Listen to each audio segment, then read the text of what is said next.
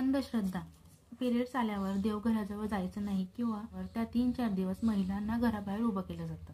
नमस्कार, तर मी कांचन, स्वागत आहे तुमचं आपल्या एका नवीन व्हिडिओमध्ये. तर आजच्या व्हिडिओचा टॉपिक खूप नवीन आहे. थोडा उशीर न करता चला तर सुरू करूया नवीन व्हिडिओला.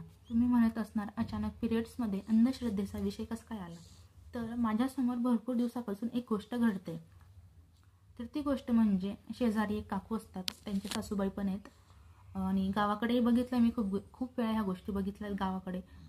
तर मग त्या गोष्टीवरून मला वाटलं की ह्या टॉपिकवर व्हिडिओ बनवणं खूप गरजेचं आहे. आणि त्या शेजारच्या काकूंसोबत भरपूर दिवसापासून ही गोष्ट घडते, म्हणून म्हटलं चला तर आज व्हिडिओ बनवूया. तर अजूनही काही घरं अशी आहेत की ज्या घरात महिलेला पिरियड्स आल्यावर देवघराजवळ जाऊ दिलं जात नाही किंवा मग तिला घराबाहेर उभं केलं जातं. तर अशा अंधश्रद्धा बाळगणाऱ्या लोकांसाठी मी आज एक गोष्ट सांगते. तर गुवाहाटीपासून एक 5-6 किलोमीटर अंतरावर कामाख्या देवी नावाचं एक मंदिर आहे. तर ते मंदिर देवी सतीच्या 51 शक्तिपीठांमधील एक मंदिर आहे. त्या ठिकाणी देवीच्या योनीची पूजा केली जाते. तर मी त्या मंदिराच्या विषयी गुगलवर सर्च मारत होते, तेव्हा मी वाचलं की त्या मंदिरात देवीला 3 दिवस महावारी येते, म्हणजे पिरियड्स येते. तर वर्षातून एकदा त्या देवीला महावारी होते, पिरियड्स होते. तर तो महिना असतो जून महिना. जून महिन्याच्या 3 दिवस देवीला महावारी होते. तर त्या 3 दिवस मंदिरात एक पांढऱ्या रंगाचा कापड ठेवला जातो. तो पांढऱ्या रंगाचा कापड 3 दिवसानंतर बघितल्यावर पूर्णपणे लाल झालेला असतो आणि 3 दिवस झाल्यावर त्या ठिकाणी एक मोठा उत्सव साजरा करण्यात येतो. जे भक्त त्या मंदिरात जातात दर्शनासाठी, त्या भक्ताला लाल कापड प्रसाद म्हणून दिला जातो. तर माझी ही कथा सांगण्याचं एकच कारण की त्या ठिकाणी देवीला महावारी आल्यावर 3 दिवसात उत्सव साजरा केला जातो. खूप मोठा असा उत्सव साजरा केला. आणि आपल्या इथं आपल्या घरातल्या लक्ष्मीला महावारी आल्यावर तिला घराबाहेर उभं केलं जातं. काय ही संस्कृती आहे का आपली? आता काही लोक म्हणतील की प्रथा तर आधीपासून चालू आहे असं.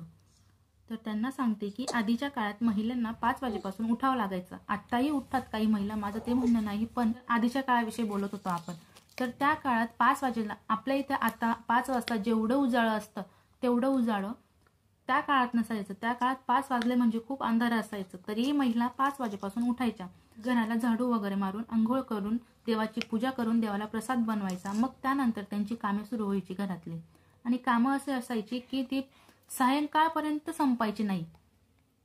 तर मग त्या महिलांना त्या महावारीच्या वेळेस, त्या पिरियड्सच्या वेळेस आराम करायला वेळ कुठे मिळायचा हो? आत्ताच्या काळात तरी महिलांना अर्धा किंवा 1 तास तरी आराम करायला मिळतो. आधीच्या काळात महिलांना असं नव्हतं. दुपारचा आराम म्हणजे त्यांना माहितीच नव्हता.